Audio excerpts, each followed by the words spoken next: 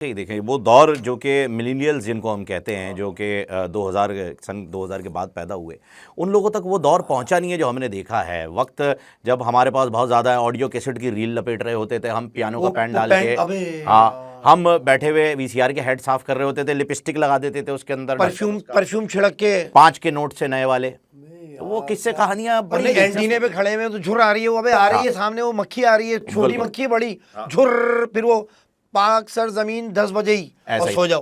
अबे यार ये टाइम, ये 10 बजे कहाँ, काली सफेद पट्टियां आ जाती थी, फिर रंग बिरंगी इंतजार फरमाइए बस सुबह तक। नहीं तो ये बच्चे जो हमारे जो यंगस्टर 2000 के बाद जो पैदा हुए हैं, इनके अंदर वो कशिश नहीं है। मेरे ख्याल से तो ये क़यामत की निशानियों में से एक है। इनको देख के शायद हम अपने सजदे बड़े कर दें, क्योंकि सजदे लंबे करने पड़ेंगे, क्योंकि ये रात भर जाग रहे हैं और सुबह सो रहे हैं। ऐसा ही है। ये सूरज से एलर्जी है इनको। ये कहते हैं रात की नौकरी बताओ, वो एम्पायर है। हाँ, बोलते हैं रात की नौकरी बताओ, सुबह हमसे काम नहीं होगा। और जो यूरोप कंट्री है, अभी मेरी अमेरिका में बात हो रही थी एक अपने दोस्त से, वो कहने लगा नान भाई, अच्छा अमेरिका में भी आपके दोस्त? अरे माशाल्लाह माशाल्लाह, जितने भी पुराने थे वो स्ट्रगल करके अमेरिका पहुंच चुके हैं। और स्ट्रगल करके गए थे, 96-95 में गए थे भाई। मतलब यह है कि मेहनत करिए उन लोगों ने यार, मेहनत करिए, बापों से लड़े क्या हमें जाने दो, लेकिन मोहब्बत ऐसी होती थी कि भेजते नहीं थे माँ बाप कि यार हम अगर कल को हमें कुछ हो गया तुम आओगे नहीं आओगे।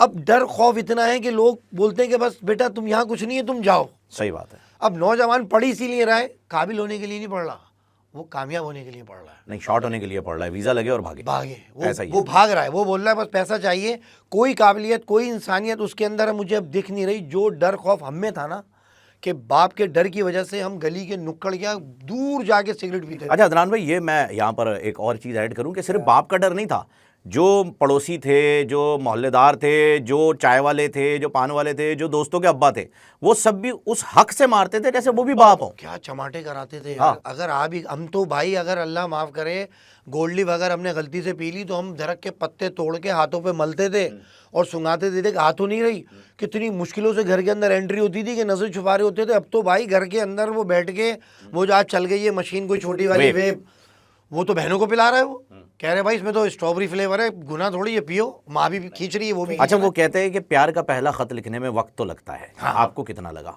देखो हमसे तो, देखो बात ये है कि हमसे तो मोहब्बत किसी ने करी नहीं। आपने तो की होगी किसी से? नहीं, मैंने तो भाई ऐसी करी कि मेरी अम्मी ने चप्पलें मारी मुझे खींच खींच के, पता है? वो तो मोहब्बत में होता है। नहीं, मेरी माँ ने मुझे चप्पल मारी, मैं तो इतना सादा आदमी था, मैंने कहा अम्मी देखें कोई सादा कर लें, देखें आप इतने पैसे देती हैं मासियों को, जो मामला दें कोई ऐसा ले आए बहू जो आपकी खिदमत करे, कोई काम वाली हो, कोई ऐसी कहीं लगी तू कैसी बातें कर रहा है। मैंने कहा अम्मी बस आपकी खिदमत करे वो।